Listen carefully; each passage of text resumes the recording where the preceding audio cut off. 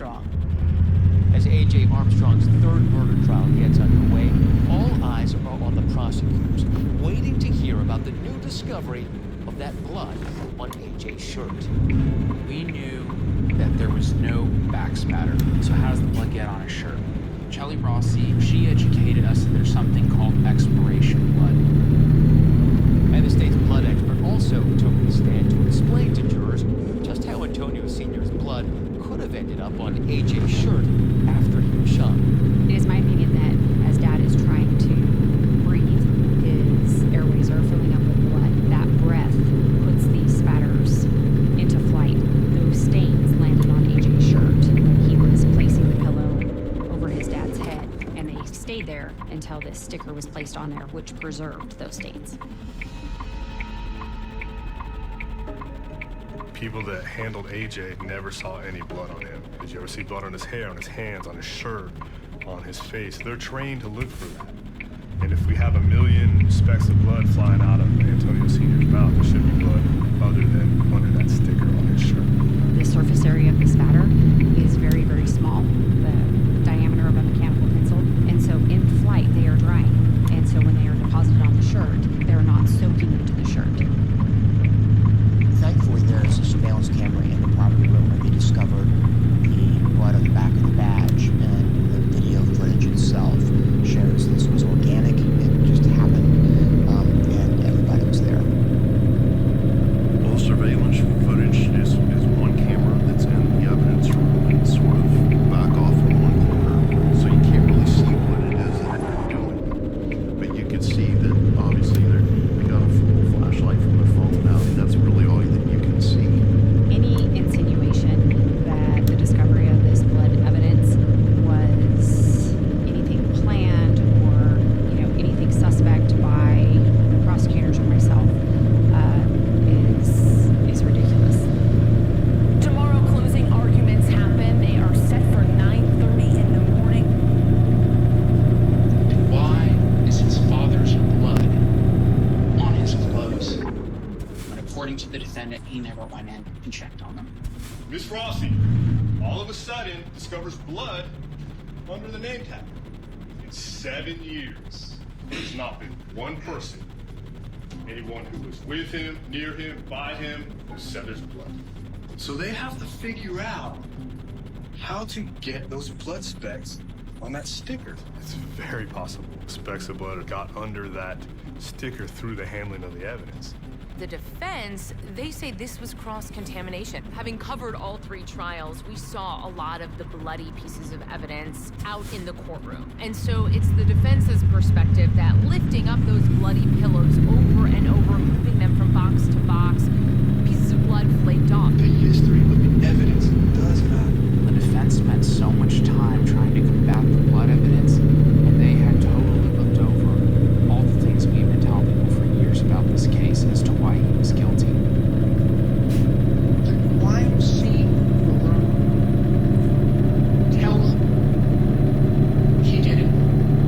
everything points to him. Whether people want to believe it or not, all evidence points to him. This is a reckless prosecution. It's a dangerous prosecution. For 7 years, they refused to look at anything else and zeroed in on this young man within 11 minutes. Only you can tell them enough is enough.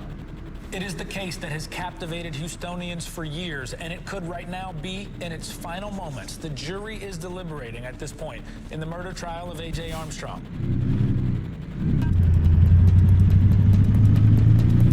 So a couple days have passed, and we're starting to hear that there's a verdict.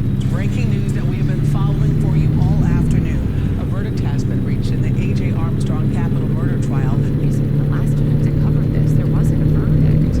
Now we have a verdict? All rise for the jury. Please be seated. I understand that the jury is shaking in his verdict. I'm sure he was scared to death, but he did his damn best to be positive for his family, to be positive for his wife. He's just an amazing kid. Mr. Armstrong, please stand. We, the jury, find the defendant, Antonio Armstrong Jr., guilty of capital murder as charged in the indictment. There's no reaction on AJ's face. I'm looking at it, I'm sitting behind him to the side. I'm looking at him like, did he hear that? Because this is life in prison. There's an automatic sentence. He is not going home to his son and his wife. He's going to prison. Our job is to do the right thing. And it was an emotional experience that I don't think we could have prepared for when that verdict came down. Justice? No justice was served here. My grandson is convicted. They say he's guilty. Antonio Armstrong Jr. is not guilty. He is not guilty. We knew what we'd done, and how many hours and nights that we'd spent without a family support, and fighting for two people, and fighting for justice. It was pretty overwhelming. Now a verdict has been reached. Everybody is wondering what happened inside that jury room. We did have the privilege of talking to the jury afterwards, and they said something very powerful to us.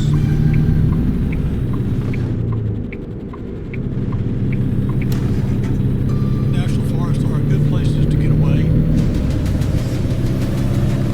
but sometimes bad things happen in good places. It's the stuff of nightmares. All I can see was her feet sticking up, my knees moving. This is a human skull. We were definitely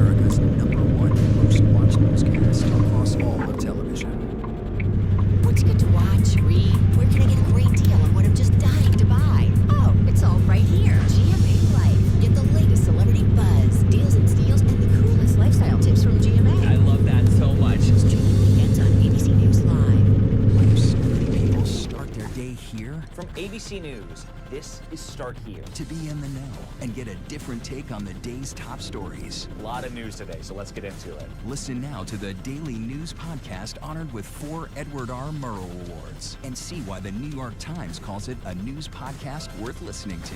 Start Here, ABC News. Make it your daily first listen. Now, that's a part of the story I bet you didn't see coming. Wherever you get your podcasts, Start Here. You got really good, dude? I was terrified. It was just so traumatic. Like, people need to understand. These were wanted babies. 18, facing life and death medical conditions. Their lives now out of their control. I felt like I was going to die. Our lives and our health are debatable. I want to wish this upon all our story. Diane Sawyer, Rachel Scott, On the Brink, now streaming on Hulu. Whenever, wherever news breaks, it's so important to always remember that lives are changed. Here in London, in Buffalo, Uvalde, Texas, Edinburgh, Scotland, reporting from Rolling Fork, Mississippi, Ukrainian refugees here in Warsaw. We're heading to a small community outside of Mexico City, getting you behind the stories as they happen. ABC News Live Crime. We'll take you there. Stream ABC News Live weeknights wherever you stream your news. Only on ABC News Live. All right, here we go. You ready? Let's do it. Yes, it's the